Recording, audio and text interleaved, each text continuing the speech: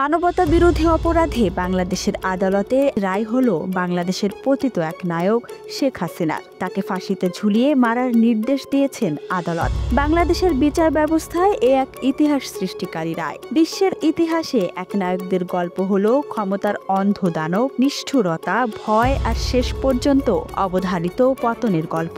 যারা ভাবতেন তাদের শাসন চিরস্থায়ী, কিন্তু ইতিহাস তাদের বিচার করেছে আদালতে, রাস্তায় বা জনগণের রোষে। আজ দেখব এমনই 10 এক নায়কের বিচার ও পতনের বাস্তব ইতিহাস। শেখ হাসিনা পালিয়ে গেছে, শেখ হাসিনা নাই, শেখ হাসিনা চলে গেছে, শেখ হাসিনা পালায় না।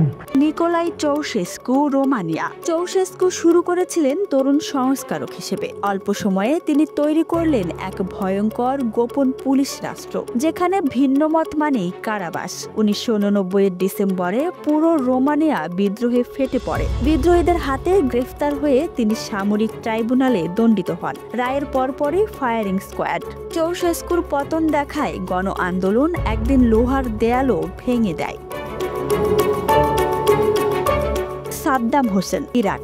1979 সালে ক্ষমতায় এসে সাদ্দাম গড়েছিলেন এক ভয়ঙ্কর পুলিশ রাষ্ট্র। কুর্দিদের বিরুদ্ধে রাসায়নিক হামলা, রাজনৈতিক প্রতিপক্ষ হত্যা সবই ছিল তার ক্ষমতার ভিত। 2003 সালে মার্কিন আগ্রাসনে পতনের পর মানবতা বিরোধী অপরাধে ইরাকি আদালত তাকে মৃত্যুদণ্ড দেয়। তার বিচার ইতিহাসে এক নতুন দৃষ্টান্ত।